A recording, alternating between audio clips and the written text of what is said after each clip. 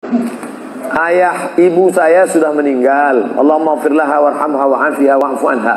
Amalan apa yang sebaiknya saya lakukan agar tetap berhati kepada ibu, berbakti pada ibu saya? Ibu saya semoga masuk surga. Amin.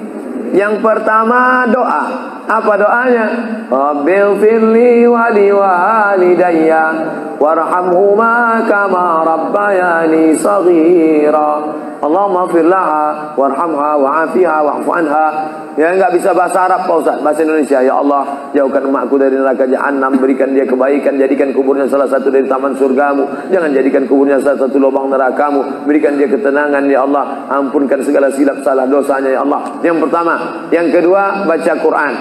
Wa in khatimul Quran, yang paling afdal dibaca khatam Quran, satu khatam. Untuk almarhumah emakku, aku hadiahkan pahala bacaan Quran sekhatam. Kalau tidak bisa satu khatam, bacakan Yasin, hatinya Quran. Kalau tidak baca Yasin, jurus terakhir Ummul Quran Al-Fatihah. Al-Fatihah pun tak bisa, mati aja lah. Yang ketiga, sedekah. Saat sayang betul dengan emaknya, lalu emaknya meninggal dunia, dia datang melapor kepada Nabi, ya Rasulullah, ummi matat, emakku sudah meninggal dunia, apa atasaddaqu anha, kalau aku bersedekah, apakah sedekahnya sampai ke almarhumah emakku? Kata Nabi, tasaddaq, bersedekahlah. Ayyu sadaqatu afdal, apa sedekah yang paling afdal? Kata Nabi, saqyul ma', memberi air minum. Yang paling afdal adalah memberi air minum, karena di jazirah Arab susah membuat sumur bor, sedekah air minum. Tapi di Bekasi jangan lagi sedekah air, karena masjid kita sudah diapit 2 danau. Sampai-sampai nama masjid ini pun Masjid Al-Danau, Al-Qalam, diapit 2 kolam. Nah, oleh sebab itu jangan lagi sedekah air. Sedekah apa? Sedekah AC, sedekah kipas angin, sedekah mikrofon, sedekah kamera, sedekah CCTV, maka insya Allah mengalir pada almarhumah. Yang pertama doa, yang kedua baca Quran, yang ketiga sedekah, yang keempat kurban. Nanti mau hari raya kurban, ini 1 kambing untuk almarhumah emakku. Yang kelima haji. Kalau dia dulu belum haji, badal hajikan. Yang keenam puasa. Mana tahu dulu ada puasanya tinggal, kita laksanakan puasa. Man mata, siapa yang mati, wa alaihi siyamun, punya utang puasa, sawma anhu waliyuhu, maka ahli warisnya melaksanakan puasa untuknya. Bolehkah di sujud akhir kita berdoa dengan doa yang ada dalam Quran? Aqrabu ma yakunul abdu min rabbih wa huwa sajid. Seorang hamba paling dekat dengan Allah bukan di Makkah. Saya merasa dekat betul dengan Allah ketika di Ka'bah Pak Ustaz. Lalu bagaimana dengan orang miskin yang tak punya duit untuk ke Makkah? Maka orang paling dekat dengan Allah wa huwa sajid, waktu sujud terakhir. Fakthiru fihi doa, perbanyaklah doa di sujud terakhir, tapi jangan bahasa Indonesia. Karena kalau dia ucapkan ya Allah tolong aku, batal salatnya. Pakai bahasa Arab. Kalau nggak bisa bahasa Arab, dalam hati saja. Berapa lama sujud terakhir itu? Sampai Sayyidatuna Aisyah mencubit tangan Nabi dari balik kain. Selesai solat Nabi tanya, Aisyah, kenapa kau cubit tanganku tadi? Kata Aisyah, kusangka kau sudah sakratul maut ya Rasulullah. Saking panjangnya doa Nabi. Sementara kita yang belum ada apa-apanya, yang status belum jelas, tepat betul sujudnya, macam stempel kertas. Kenapa cepat betul sujud? Sujudlah lama. Bagus sujud lama, membantu turunnya darah menyembur dari jantung ke otak. Karena kalau oksigen kurang bisa kena stroke ringan. Sujud lama-lama, bernapas, jangan tahan napas, bernapas. Itu maka karpet jangan bau. Itu maka tak boleh tidur telungkup di masjid. Tidur telungkup ngences pas tempat orang sujud. Bangkit sujud pitam pingsan mak. Nah, ini penting. Lalu kemudian kalau dibaca dalam doa sujud itu ayat Quran boleh? Tak boleh. Karena Quran itu tinggi, sedangkan sujud itu rendah. Tak boleh yang tinggi diletakkan di rendah. Tapi kalau doa boleh. Begitu juga dengan perempuan halangan, tak boleh baca Quran.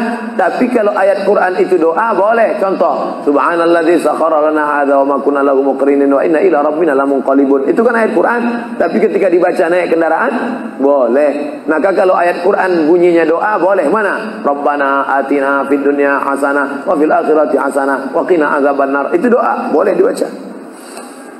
Saya seorang kepala rumah tangga, tinggal di rumah milik mertua.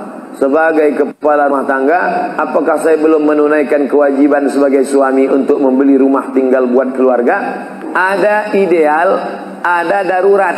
Idealnya kau punya rumah, karena kewajibanmu hai kepala rumah tangga laki-laki ada 5. Kasih makan, kasih pakaian, kasih tempat tinggal, kasih pendidikan, kasih perhatian. Itulah kewajibanmu sebagai laki-laki. Beri makan, beri pakaian, beri tempat tinggal, beri pendidikan, beri perhatian anak dan istrimu. Tapi kalau kau tidak bisa, maka mertuamu baik, maka tinggallah di sana. Ya tidak apa-apa. Cuman kita tahu bagaimana bersikap sebagai seorang menantu, bagaimana dengan saudara-saudara ipar, bagaimana dengan mertua. Nah ini, kebetulan mertuanya baik. Alhamdulillah, bersyukurlah bapak-bapak yang dapat mertua baik. Persiapan apa yang diperlukan dalam memasuki umur 40 tahun? Enggak ada nunggu 40. Karena malaikat datang tak nunggu 40. Anak muda hafal 29 juz, tinggal 1 juz lagi. Mandi di sungai, terpeleset batu, mati. Anak muda. Orang tua sudah 70 tahun diponis dokter mati. Saya sudah diponis dokter katanya 3 bulan Pak Ustaz. Sudah berapa bulan Pak? Udah tahun setengah, enggak mati-mati. Jangan terlalu yakin dan percaya kepada kata manusia. Tapi saya tetap berobat ke dokter, saya tetap berobat ke rumah sakit. Tapi masalah keimanan, maka itu yang di atas. Innama amruhu iza arada syai'an ayakula lahu kun. Kalau sudah berumur 40, hati tak juga terbuka, tak juga tobat, tak juga insaf, na'udzubillah, dikhawatirkan tertutup pintu hati. Musibah bukan sakit, musibah bukan miskin, musibah tertutup pintu hati. Khatamallahu ala qulubihim wa ala sam'ihim wa ala absarihim. Makin tua makin menjadi-jadi, tak salat, tak puasa, tak berzakat, akhirnya mati dalam keadaan sakau, mati dalam keadaan dilokalisasi. Sudah jelas umur 70 tahun, tetap juga mau berzina, nafsu ada, tenaga tak ada, dimakan Viagra 1 botol. Sama macam kap 70 diisi minyak pesawat, meletup, bam, mati. Bagaimana hukumnya kalau sedang sa'i baca Mars, Banser, dan membacakan teks Pancasila yang videonya sekarang sedang viral? Ini memancing saya supaya orang bully saya aja. Saya dibully orang itu biasa, tak masalah. Sebenarnya saya kasihan jamaah. Tolonglah Ustaz, jangan kontroversial lagi, capek kami dibully ini. Nah, jamaah ini tak tahan, kasihan saya jamaah. Jadi dalam masalah ini saya mengutip jawaban dari Kiai Nahdlatul Ulama yang sudah share membuat tulisan tentang beberapa terkait masalah membaca. Balik sajalah kepada zikir yang maksur yang diajarkan Nabi Muhammad sallallahu alaihi